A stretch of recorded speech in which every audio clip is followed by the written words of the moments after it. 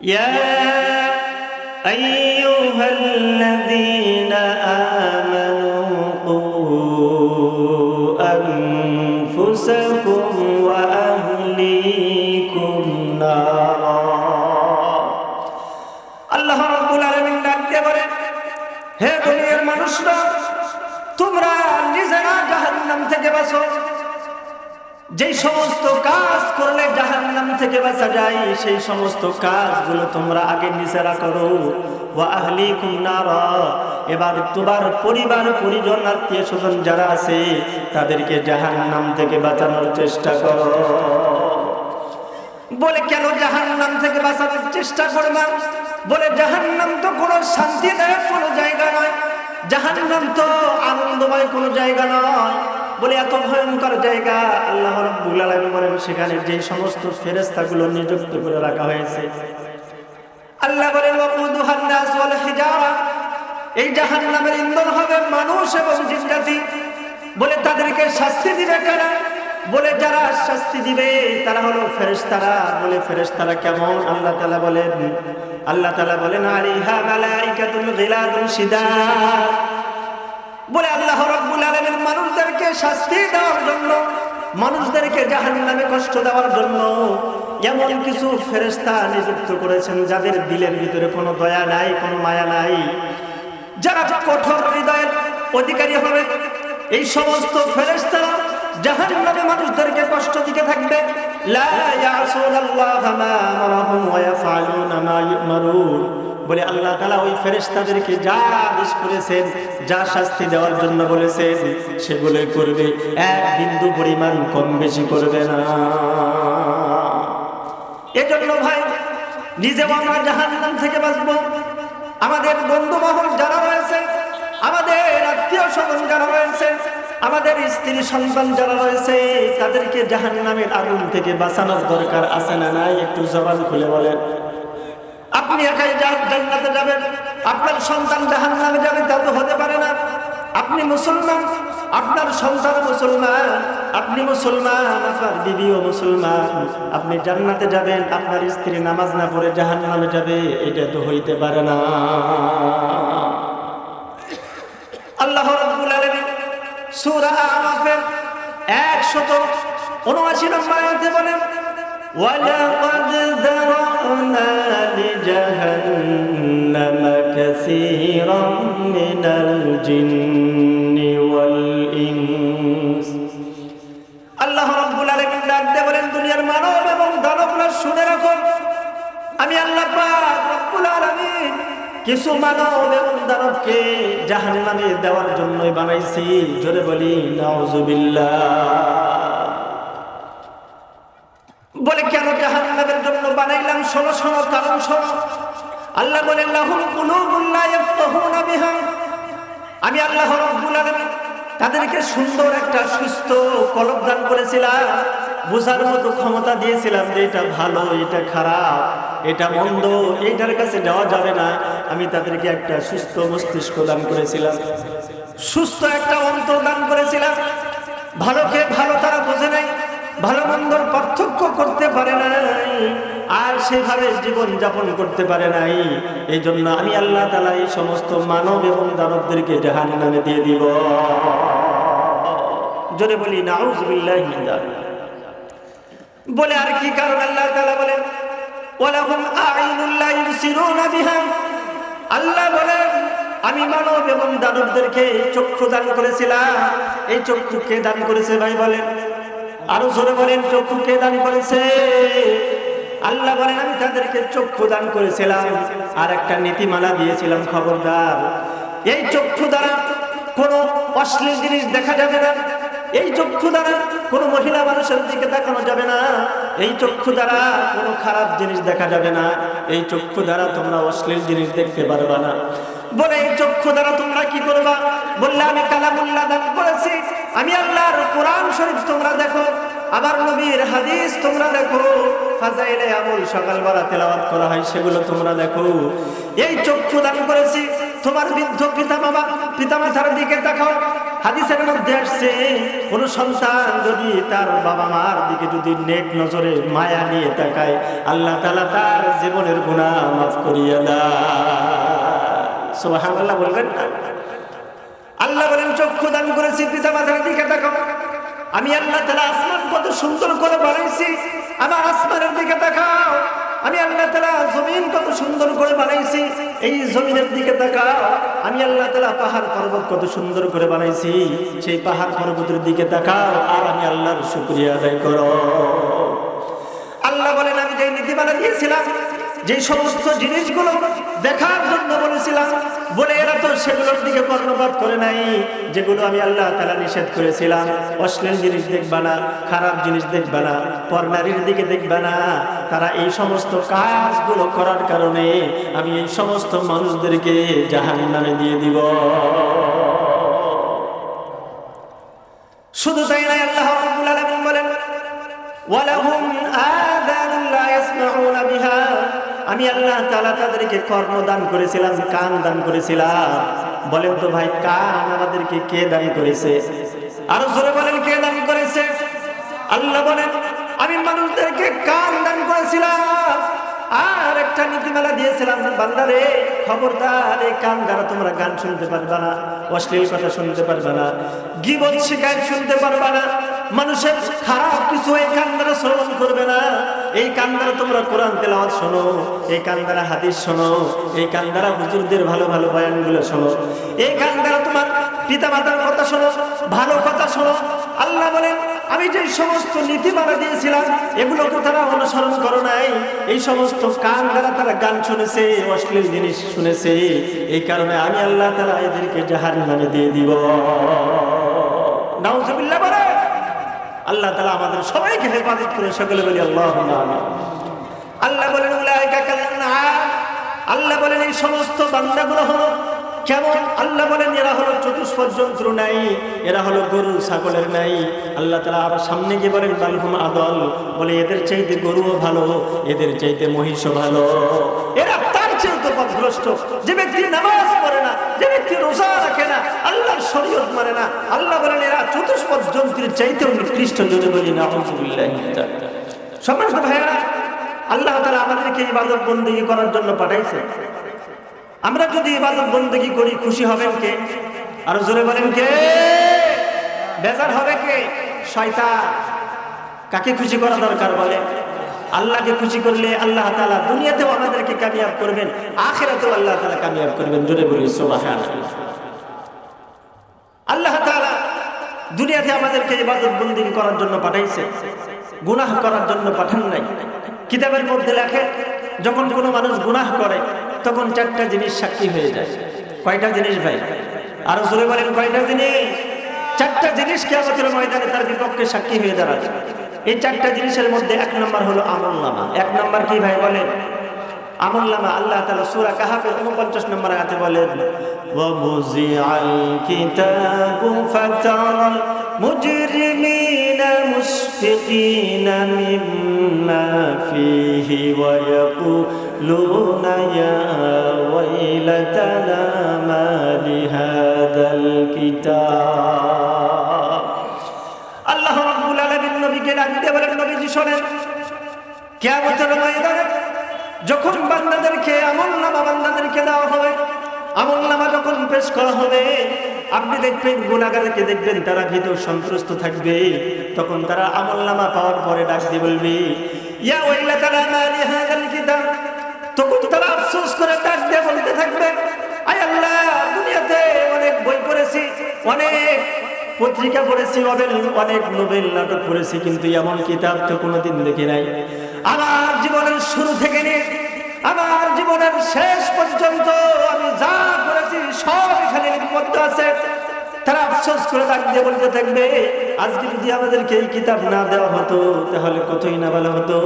কিতাবের মধ্যে লেখে আমলনামা হাসরের ময়দানে উড়াইয়া দেওয়া হবে, উড়াইয়া দেওয়া হবে, আমলনামা উঠতে থাকবে, তুলার মতো উঠতে থাকবে। সমস্ত মানুষরা আমলনামাকে ডান হাতে ধরার জন্য চেষ্টা করব। আমি বক্তা, আমিও চেষ্টা করব আমার আমলনামা ডান হাতে চলে আসুক বলে শ্রোতারা চেষ্টা করবে আমার আমলনামা ডান হাতে চলে আসুক। যে মুসলমান সেও চিন্তা করবে আমার আমলনামা ডান হাতে চলে আসুক, যে কাফের বেঈমান সেও চিন্তা করবে আমার আমলনামা ডান হাতে চলে আসুক। বলে কেন? বলে ডান হাতে আমলনামা আসবে যাদের, ভাগ্যের দুয়ার খুলবে তাদের, জান্নাতের দরজা খোলা হবে তাদের জন্য। জোরে বলি সুবহানাল্লাহ। যাদের আমলনামা ডান হাতে চলে আসবে তাদের জন্য জান্নাতের দরজা খোলা হবে। জোরে বলি সুবহানাল্লাহ। এই জন্য সবাই শুধু ডান হাতে আমলনামা নেওয়ার জন্য চেষ্টা করব, কিন্তু চেষ্টা করে কি সম্ভব? সেদিন কিন্তু ডান হাতে আমলনামা তাদেরই আসবে দুনিয়াতে যারা আমল করেছে, দুনিয়াতে যারা আল্লাহ তাআলার কুদরতি কদমে সিজদা করেছে, যারা আল্লাহর রাসূলকে মেনেছে, আল্লাহর রাসূলের পথ অনুসরণ করে জীবন যাপন করেছে, এই সমস্ত ব্যক্তিদেরকে আল্লাহ তাআলা আমলনামা ডান হাতে দান করবে। জোরে বলি সুবহানাল্লাহ। সম্মানিত ভাইয়েরা, কিতাবের মধ্যে লেখেন আমরা সবাই ছোটাছুটি করবো আমলনামাকে ডান হাতে নেওয়ার জন্য। কিতাবের মধ্যে লেখেন যারা নামাজি আল্লাহওয়ালা তারা তো ডান হাতে আমলনামা পেয়ে যাবে, তাদের কপাল খুলে যাবে, জান্নাতের দরজা তাদের জন্য খোলা হয়ে যাবে। কিন্তু যারা নামাজ পড়ে না, যারা আল্লাহকে মানে না, যারা রাসূলকে মানে না, যারা পর্দা পুশিদা করে না, বলে তাদের আমলনামা বাম হাতে দেওয়া হবে। বলে বাম হাতে সরাসরি দেওয়া হবে না। কিতাবের মধ্যে লেখেন সম্মানিত ভাইয়েরা, আমার চিন্তা করে দেখেন কি কষ্ট করে তাদের আমলনামাগুলো তাদের হাতে দেওয়া হবে।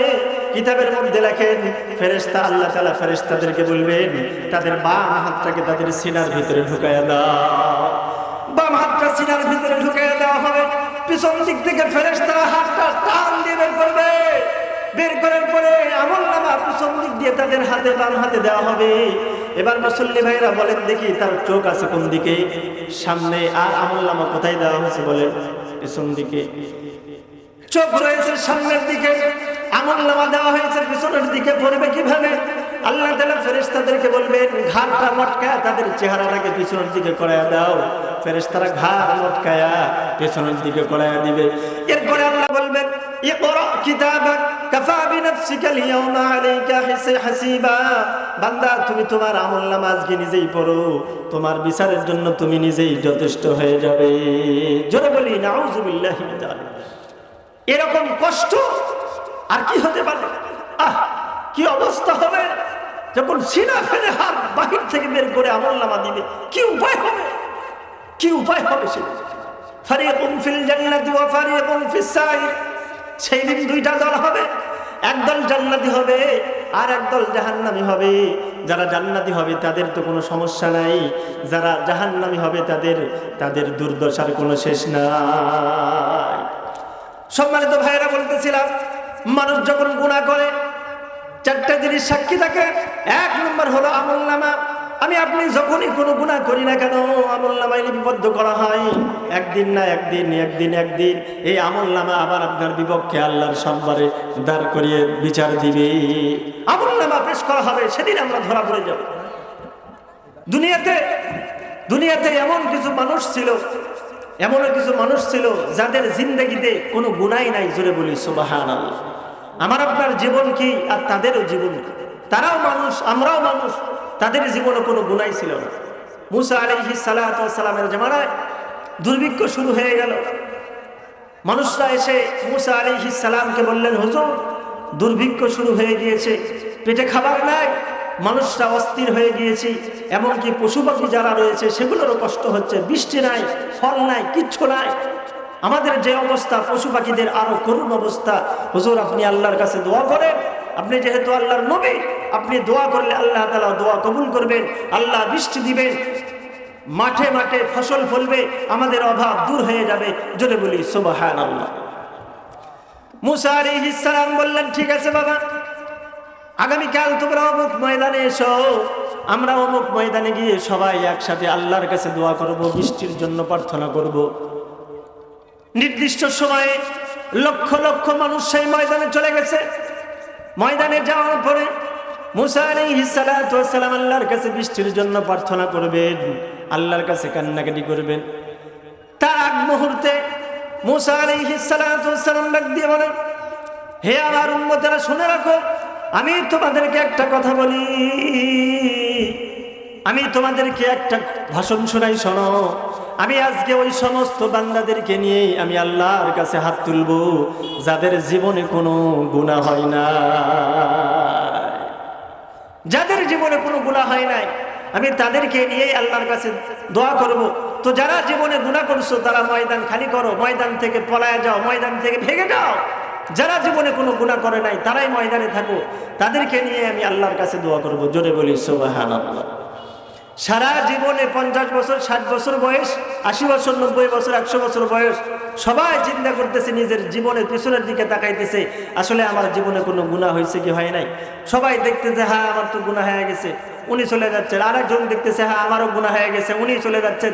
দেখতে দেখতে দেখতে দেখতে আধা ঘন্টার মধ্যে পুরা ময়দান খালি হয়ে গেল, পুরা ময়দান খালি হয়ে গেল, মানে একজন মানুষও নাই যে সে গুনাহ করে না। মুসা আলাইহিস সালাতু ওয়াস সালাম আশ্চর্য হয়ে গেলেন। তিনি বললেন, হায়রে আমি দুর্ভাগা, আমার কপালটা কত খারাপ, আমি এমন কিছু উম্মতের মধ্যে এসেছি যারা একজন মানুষও নিষ্পাপ নাই, সবাই গুনাহ করে, সবাই গুনাহ করে। তিনি আফসোস করতেছিলেন, হায়রে এমন জামানায় এমন উম্মতের মাঝে আমাকে পাঠানো হলো যারা গুনাহ না করে থাকতে পারে না।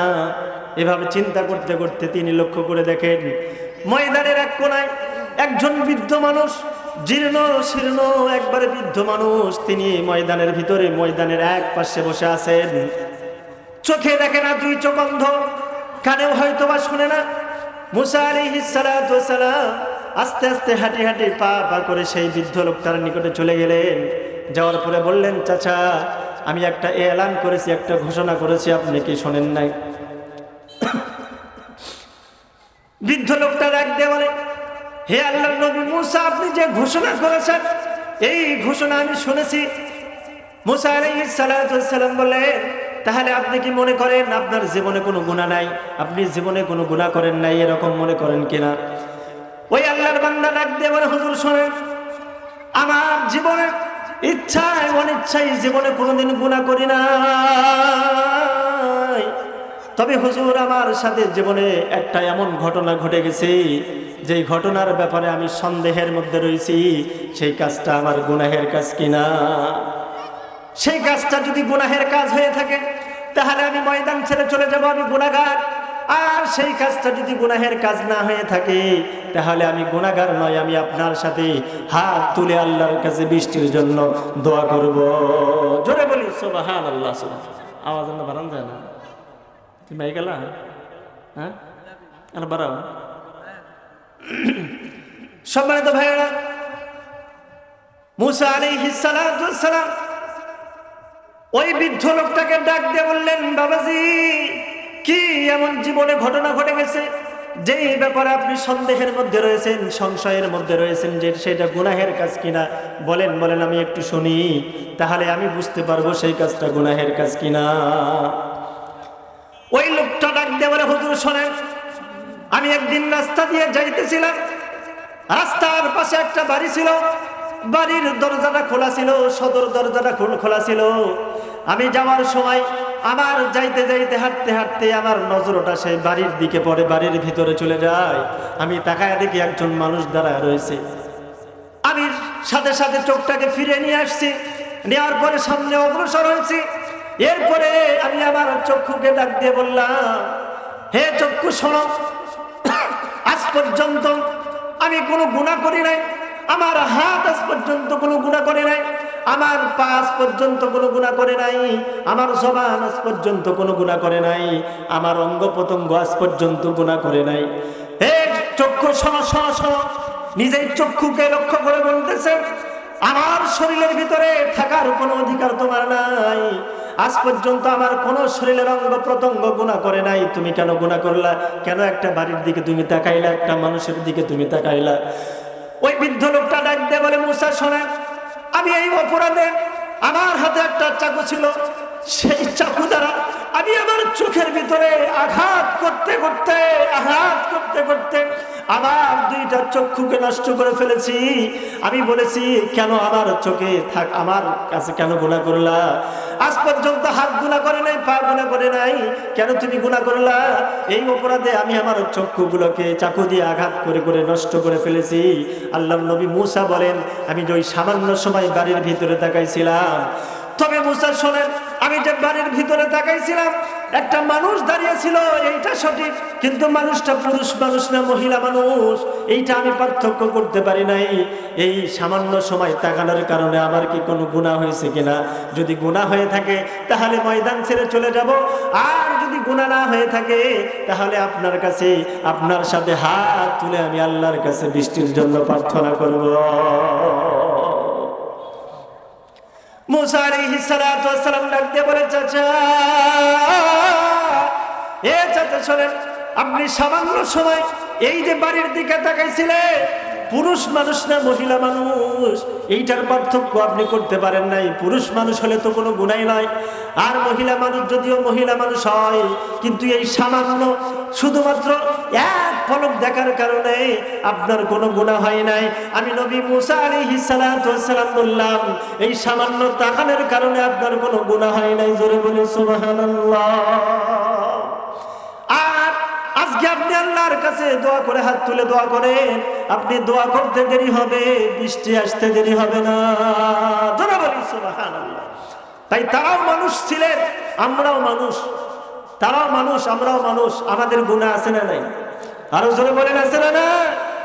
তারা সারা জীবন একটা গুনাহ করে নাই, আর আমাদের এমন একটা দিন যায় না যে আমরা গুনাহ ছাড়া আছি। কথা বলেন ঠিক কি না? যুবক ভাইয়েরা গুনাহ করে কি করে না? আজকে যুবক, ও যুবক, যুবক ভাইদেরকে বলবো, আজকে ড্রাম সেট বাজায়া, আজকে কত কি বাজায়া জমিন কাঁপায় কি কাঁপায় না? বলেন, জোরে বলেন, কাঁপায় কি কাঁপায় না? ও যুবক, আজকে যেই জমিনের উপরে তুমি ড্রাম সেট বাজিয়ে আজকে জমিনকে কাঁপিয়ে উঠাইতেছো, মাটিকে কাঁপিয়ে তুলতেছো, সময়ের ব্যবধানে তুমি যখন মাটির ভিতরে যাবে এই মাটি তোমাকে কাঁপিয়ে ছাড়বে। কথা বলো ঠিক কিনা? আরো জোরে বলেন ঠিক কিনা? আজকে যারা আমরা দুনিয়াতে গুনাহ নিয়ে ব্যস্ত রয়েছি, গুনাহের সাগরে হাবুডুবু খাচ্ছি, একদিন বিচার হবে কি হবে না? বলেন, একদিন এই দুনিয়া ছেড়ে যেতে হবে কি হবে না? সম্মানিত ভাইয়েরা, বলতেছিলাম গুনাহ করলে চারটা জিনিস সাক্ষী থাকে। এক নম্বর হলো আমলনামা। দুই নম্বর আল্লাহ তাআলা বলেন সূরা ইনফিতারের 10 থেকে নিয়ে 12 নম্বর আয়াত পর্যন্ত আল্লাহ তাআলা বলেন, ওয়া ইন্না আলাইকুম লাহাফিজিন কিরামান কাতিবিনা ইয়ালামুনা মা তাফআলুন। দুই নম্বর আল্লাহ তাআলা বলেন, দুই নম্বর সাক্ষী হলো আমাদের দুই কাঁধে দুইজন ফেরেশতা রয়েছে। আছে না নাই ভাই? আল্লাহ তাআলা বলেন, এই দুইজন ফেরেশতা বান্দারা যখন গুনাহ করে সাথে সাথে লিপিবদ্ধ করে। একদিন এই দুই ফেরেশতা আমার আপনার বিপক্ষে সাক্ষী দিবে কি দেবে না? বলেন, আরো জোরে বলেন, সাক্ষী দিবে কি দেবে না? আল্লাহ তাআলা কত মহান। বান্দা যখন নেকির কাজ করে সাথে সাথে নেকির কথাটা লেখা হয়, নামাজ পড়লো সাথে সাথে লেখা হয়, 2 টাকা দান করছে সাথে সাথে লেখা হয়, ভালো কাজ করে সাথে সাথে লেখা হয়। কিন্তু যখন বান্দা গুনাহের কাজ করে,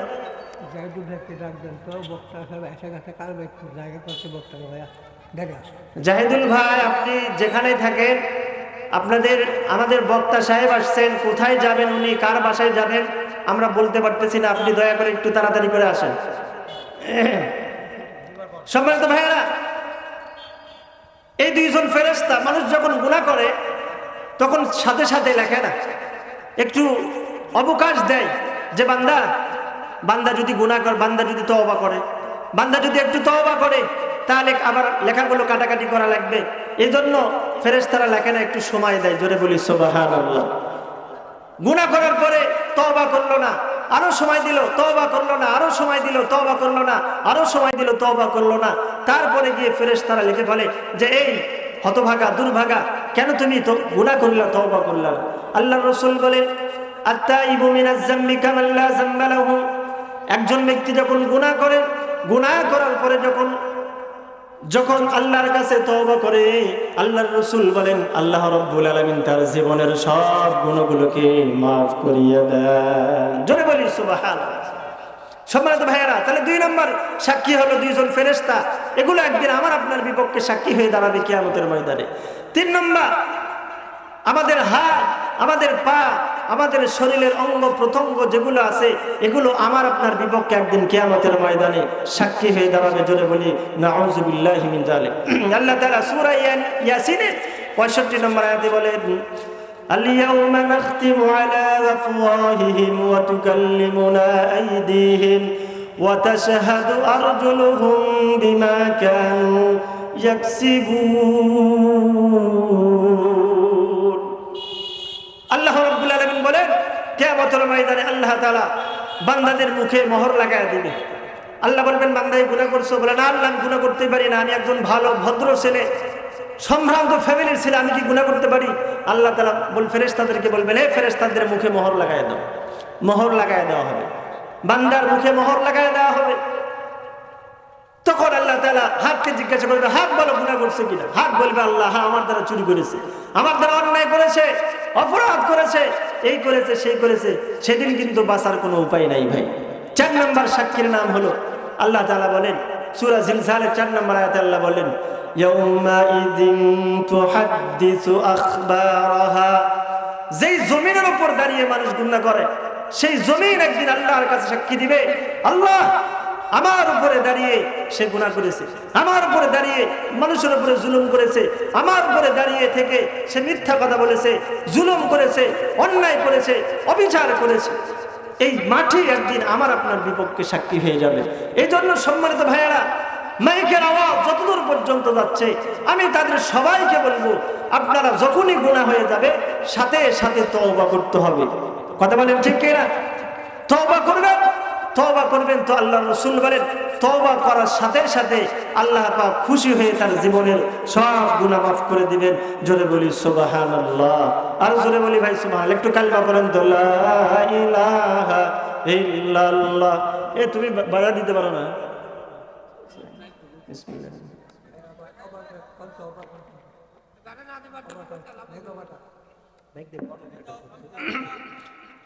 এই মাইকম্যান ভাই, আপনি যেখানে আছেন একটু আসেন তো, একটু মাইকের আওয়াজ একটু বাড়ান তো। সম্মানিত ভাইয়েরা, কিতাবের মধ্যে লেখে যে মানুষ 4টি কারণে গুনাহ করে। কয়টি কারণে গুনাহ করে ভাই বলেন?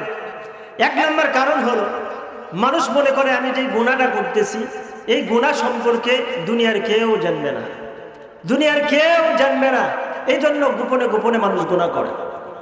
দুনিয়ার সমস্ত মানুষের চোখে ফাঁকি দিলেও একজনের চোখে ফাঁকি দেওয়া সম্ভব ভাই? যার চোখে ফাঁকি দেওয়া যাবে না তার নামটা কি ভাই? জোরে বলেন তো।